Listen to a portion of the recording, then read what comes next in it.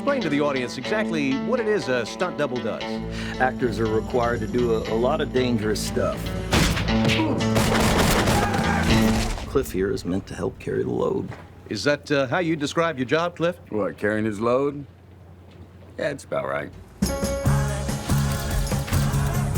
Hey guys, it's Sean, and I am here on location for a very special reaction review video to Quentin Tarantino's latest film, Once Upon a Time in Hollywood.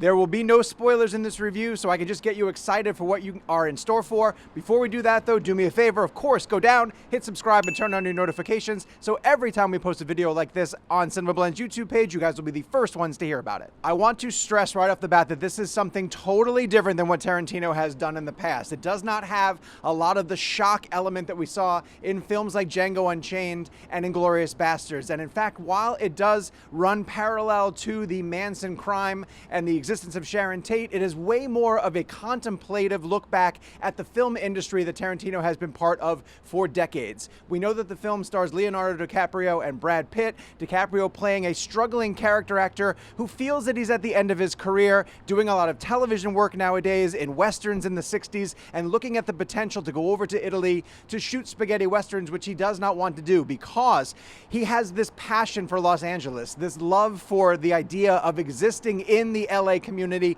and being part of Hollywood. And it's great to see that sort of next to Brad Pitt's existence as a sort of bang-around guy in the film industry who is now working as the stunt double to DiCaprio's lead character. But he also does so much more for DiCaprio. They have a great friendship that the two actors really build off of. And as this film sort of plays out, you see that it's Pitt's character who is kind of living in the changing landscape of Los Angeles, while DiCaprio tries so hard to hold on to the artificiality that he adores in the entertainment industry. There's so much that Quentin Tarantino wants us to unpack about not just Los Angeles in the 1960s, but the changing film and television industries and how they impact each other. It allows Leonardo DiCaprio to give what I think is one of his best performances ever as Rick, the struggling actor, because we get to see DiCaprio be both an outstanding on-screen actor when he needs to be, but also struggle with all the insecurities that rack professional actors and people who are drawn to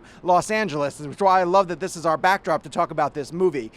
It is a beautifully recreated era of 1960s to see Southern California come to life. So much of this film is just Tarantino doing his trademark over-the-shoulder shot of people driving in cars through Los Angeles. I think celebrating the idea that it is a car culture, that there's so much to see and do, but while, you know, around every corner sort of lurks this danger, because we do parallel the Rick story with Sharon Tate and her arrival in Los Angeles with director Roman Polanski. Now, at this point, Sharon Tate, the actress, is married to Roman Polanski, ends up being the neighbors to DiCaprio's character, and we know that that threat of the Manson murder is coming. I'm going to stop there because I don't want to talk about any sort of spoilers, but just know that you're in for a sort of leisurely weave through both Los Angeles history and the entertainment industry, with Tarantino giving what I think is some of his most raw and insightful commentary in a world that he has both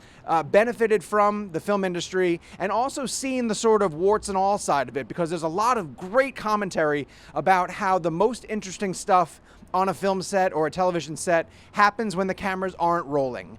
Between the people who give their blood, sweat, and tears to bring us the entertainment, both on the big screen and on television. There's a brilliant sequence with Margot Robbie going to watch a Sharon Tate movie because she wants to hear the audience reacting to it. And in that, you can hear Quentin sort of just speculating about how entertainment is processed and how these movies and television shows touch not just him, but touch an audience in general worldwide. So I think people who really love the fact that Quentin is passionate about film and dial into his passion for the industry are going to get so much more out of Once Upon a Time in Hollywood than you have from probably his previous other films. It is absolutely a beautiful love letter to this city that is behind me, to Los Angeles, and also to the film industry that I think could only be done by Quentin Tarantino at this point in his career.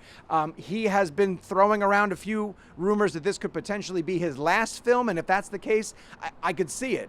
It is really putting everything that he knows and believes about film and the film industry into this one beautiful, sort of sprawling, wonderful, insightful film with amazing performances and more than a few disturbing surprises for his audience that loves to look for that sort of thing. Believe me when I tell you I did not spoil anything that's coming in this movie. There's so much to appreciate about it, and it's not really a spoiler film, although there are a few things you probably don't want to read about. So if this got you excited for it, grab your tickets, go see the movie when it opens on July 26th. Try to see it on the biggest screen possible. Obviously, Quentin had cinematographer Robert Richardson working with him on this one, and it is a gorgeous, gorgeous tribute to the beautiful landscape of Southern California. Again, before you leave the video, go down, hit subscribe, turn on your notifications. We're always doing sort of trailer reactions, early reviews, and talking about all sorts of things that are interesting to you in the world of entertainment, and you guys do not want to miss any videos that we put on our CinemaBlend YouTube page.